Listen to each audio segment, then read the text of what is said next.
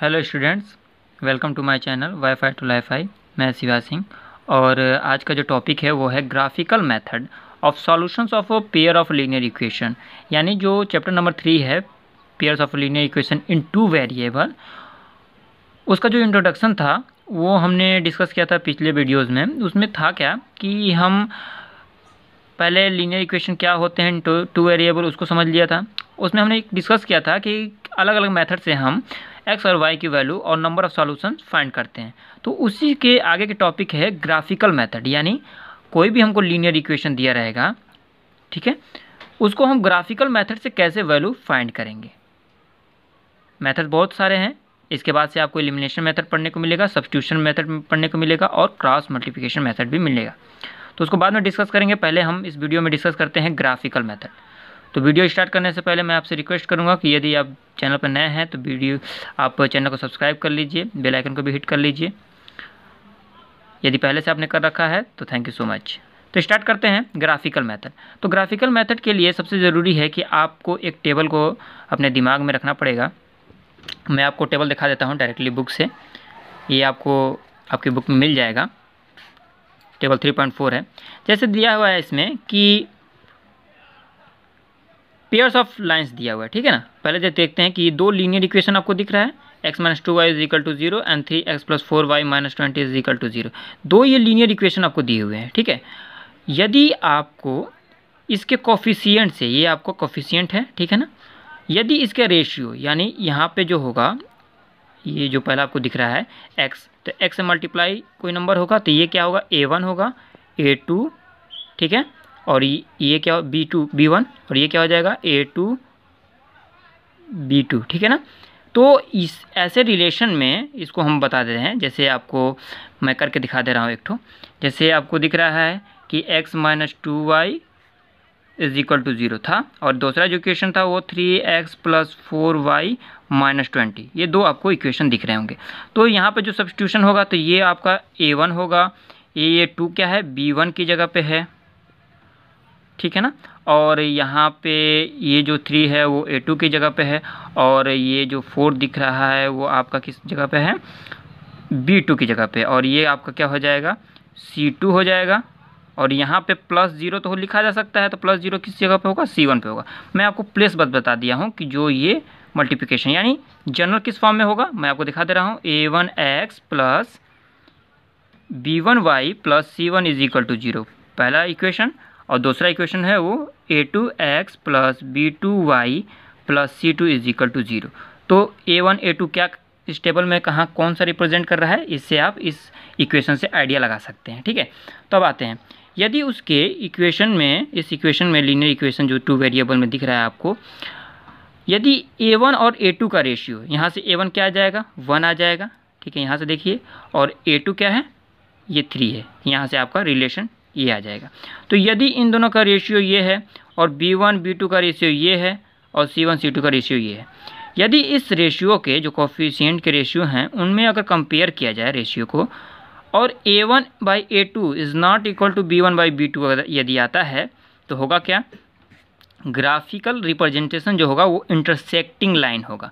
Intersecting का line का मतलब कि जो हमारे दो इक्वेशन हैं, दो आपको टू वेरिएबल के हैं, तो यदि हमारा कोई ग्राफ इस तरह से बनेगा, मैं रेंडमली बता रहा हूँ, तो दो लाइंस क्रिएट होंगी। यदि दोनों लाइंस एक दूसरे को इंटरसेक्ट कर जाती हैं, मान लीजिए कि एक लाइन एक इक्वेशन की है और दूसरी इक्वेशन की ये लाइन है।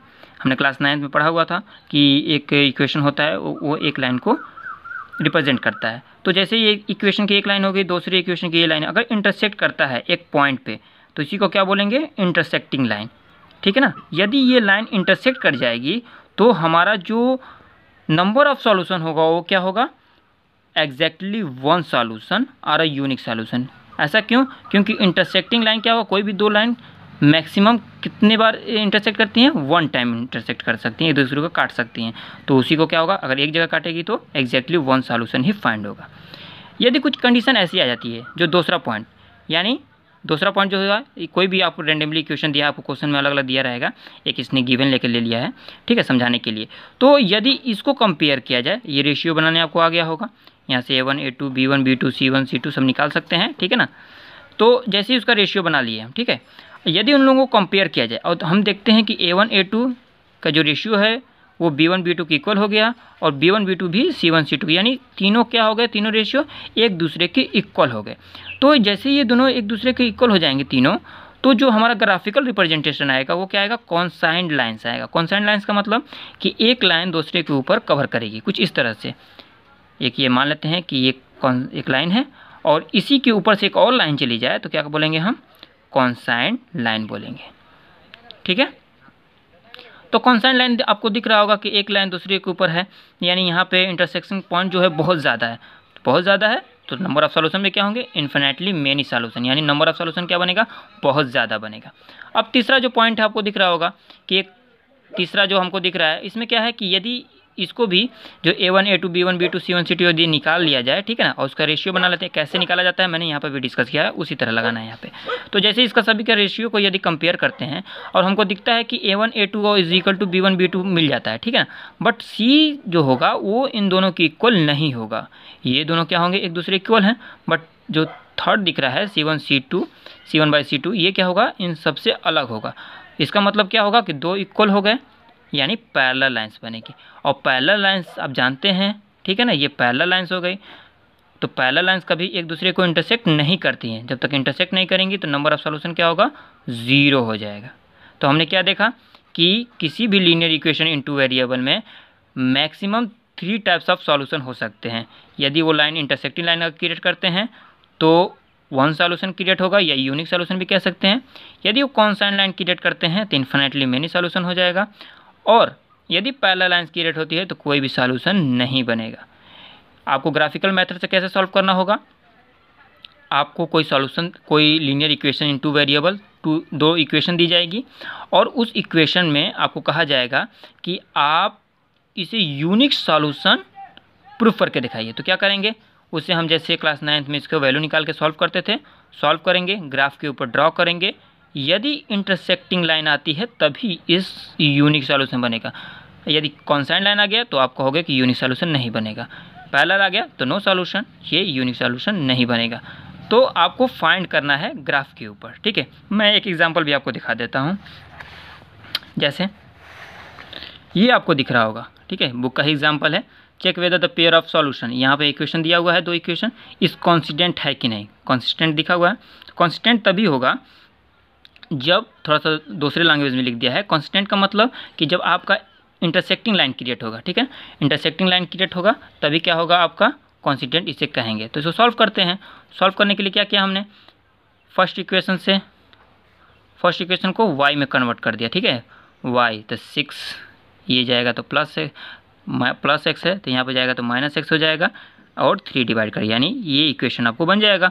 और x में हमने क्या किया, x ये टेबल फॉर्म कर लिया, तो x को पहले हमने 0 लेट मान लिया, y की वैल्यू 2 आ गई। फिर x को हमने 6 लेट मान लिया, इसमें वैल्यू फिर पुट करेंगे जो हमने लेट मारना है, तो फिर क्या होगा, y की वैल्यू ये 0 आ जाएगी। तो ये क्या होगा, पॉइंट्स हमको मिल गए 0, 2 एंड 6, 0। देखिए हम पॉइंट कहाँ कहाँ बना दें, 0, 2 यहाँ पे एक पॉइंट मिल गया हमको, और दूसरा जो पॉइंट मिला था क्या मिला था, 6, 0। तो 6, 0 कहाँ पे है, यहाँ पे। अब चलते हैं दूसरा इक्वेशन, ये दूसरा इक्वेशन है। यहाँ से y की वैल्यू पूरी निकाल लेंगे। y की वैल्यू क्या निकलेगी, 2x - 12/3, इसी इक्वेशन को सॉल्व करके। और x क्या करेंगे, हम लेट करेंगे। लेट मान लेते हैं कि x 0 है फर्स्ट टाइम में, सेकंड टाइम में इसका आंसर क्या आ जाएगा, y का -4। अब x की वैल्यू यदि 3 लेट कर लिया जाए तो y की वैल्यू क्या आ जाएगी, -2। जो लेट करेंगे x की वैल्यू इसी में पुट करके y की वैल्यू निकाल लेंगे।